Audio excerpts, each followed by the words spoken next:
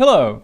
6 years after the introduction of DV video and 3 years after the inauguration of digital high-definition television, VHS camcorders were still available, combining outdated technology with decidedly old-fashioned styling.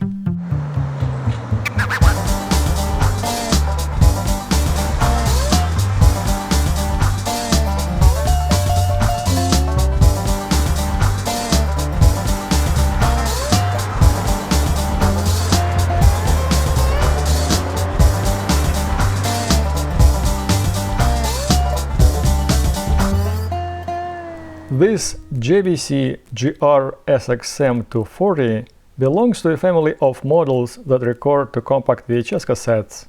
Besides slight variations in the exterior styling, the differences between the models comprise the inclusion or absence of the flip-out monitor, the size of the screen, the viewfinder type, black and white CRT or color LCD, the inclusion or absence of a built-in speaker and light, and as a major differentiator, the ability to record in Super VHS format.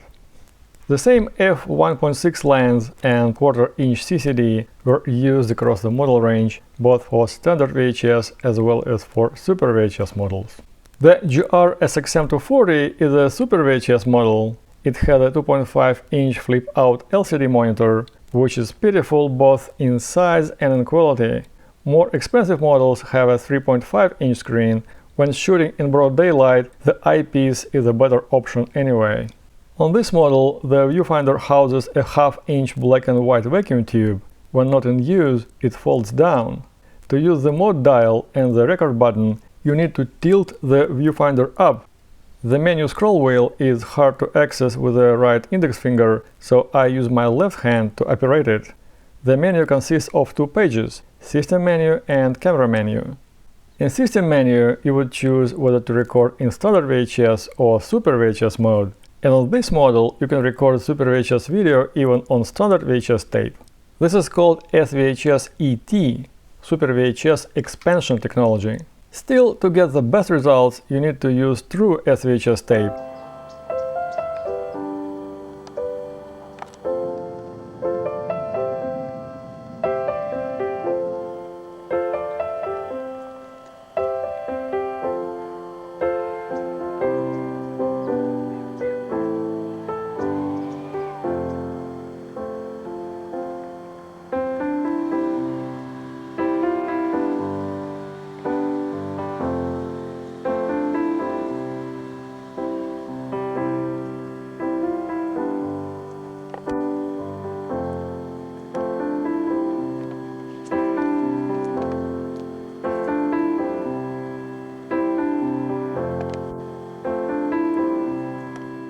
The loading mechanism looks fragile, made of relatively long and thin metal pieces. The door flies away when opened.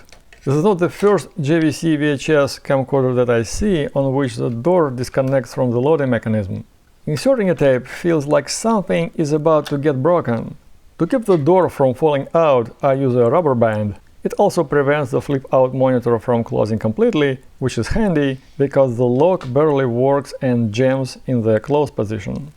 The camcorder records single-channel linear audio, with the tape speed in SP mode being 30% slower compared to audio cassette. The audio quality is not spectacular to begin with. Switching to EP mode slows the tape speed to just 1/4 of audio cassette speed, making it barely usable even for speech. Back to System menu. The wide option adds mattes on the top and the bottom of the image. It does not expand the field of view.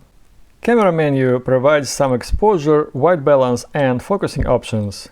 SLX, which probably means Super Lux, turns the gain on or off.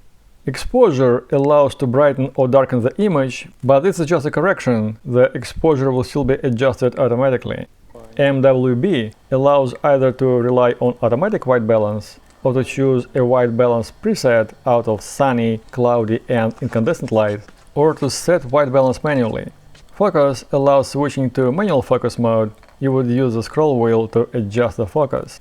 There is no option to control aperture, shutter speed and gain manually and independently, but there are several program auto exposure modes which are controlled with a separate button. Digital effects can be applied to a video being recorded, while fades and wipes provide transitions between shots. Both categories were quite superficial during analog video time and are completely useless nowadays when this functionality is available in your favorite non-linear editing program. Other features of the camcorder are digital picture stabilizer, not a very strong one, video light, and a cherry-on-top time base corrector, TBC. TBC is extremely useful when converting video recordings into a digital form. TBC will keep the picture steady and perfectly rectangular. If you crop the head switching noise on the bottom and squint, the video may even pass for DV.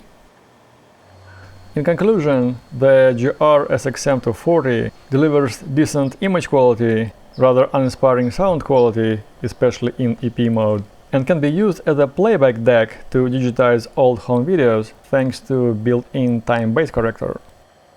Sadly, the audio is not only recorded as linear mono, it's also sent from the camcorder as a single channel. The standout feature of this camcorder is the lens cap. On other camcorders, this annoying plastic cover hangs around and gets in the way. On this camcorder, it can be attached to the hand strap using an ingenious hook. Thank you for watching, please like and subscribe. Goodbye.